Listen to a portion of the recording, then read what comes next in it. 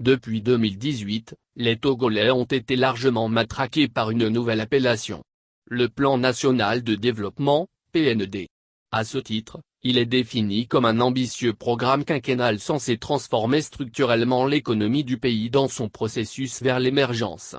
Ce projet de fort, confondu, par concours de circonstances, à la feuille de route gouvernementale 2020-2025, n'est visiblement que l'ombre de lui-même, 8 mois après.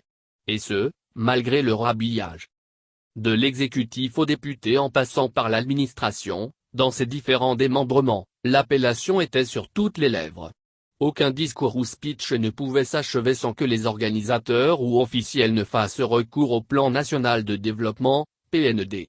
Adopté par le gouvernement le 3 août 2018 et officiellement lancé le 4 mars 2019, cette vision est, en soi, un document stratégique quinquennal couvrant la période 2018-2022.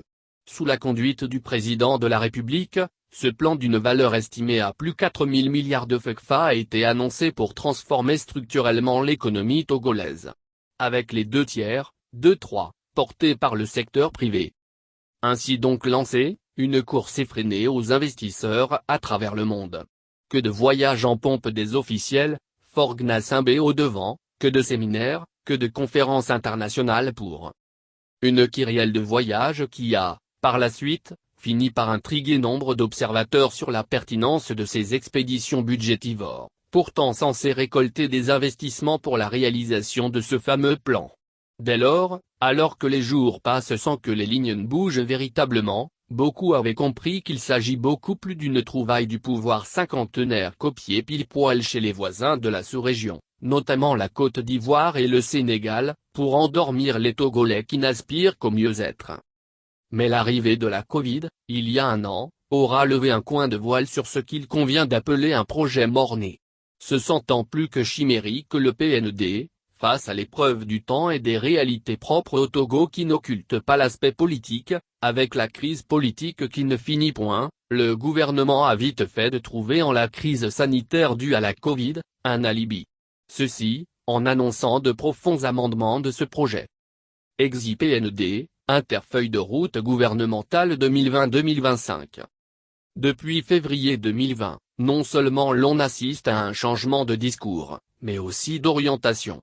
Aujourd'hui, tout semble dire que le gouvernement, constatant l'échec de son projet qui a du mal à prendre corps, à un an de son achèvement, vire à une nouvelle terminologie qu'est la feuille de route gouvernementale 2020-2025 que l'on semble substituer, subtilement au fameux PND, au dos de la Covid. En témoigne, à juste titre, une rencontre dite de haut niveau tenue en janvier 2021, à Lomé, avec les partenaires techniques et financiers du Togo. Selon le chef du gouvernement, cette feuille de route, qui porte essentiellement sur 3 axes prioritaires, tient compte du contexte actuel marqué par une crise sanitaire. Cette feuille de route fait, de manière pragmatique, un recentrage de l'action gouvernementale sur les priorités de développement à moyen terme, a expliqué le Premier ministre.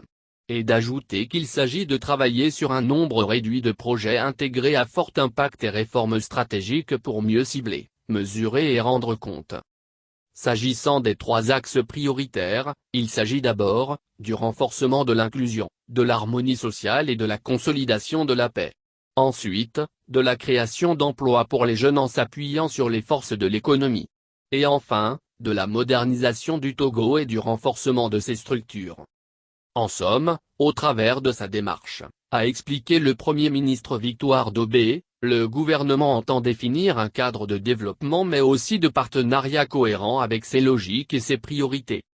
À l'analyse, on comprend à demi-mot, que le PND a vécu. Place désormais à la feuille de route gouvernementale, qui se veut plus pragmatique. Et cela semble, a priori, plus rationnel et prometteur, au regard de ses différentes déclinaisons. Mais en réalité, tout porte à croire qu'il n'y a rien de nouveau sous le soleil, si ce n'est d'entretenir l'espoir d'une aventure à issue hypothéquée. Ceci, en ce sens que le capitalisme, avec la course aux impôts et taxes, a pris le dessus sur le social, avec la vie chère devenue, aujourd'hui, la marque de gouvernance de Faure Gnassingbé et le compagnon des Togolais. Et pour cela, qu'il soit le PND ou la feuille de route, ce n'est donc que bonnet blanc blanc bonnet.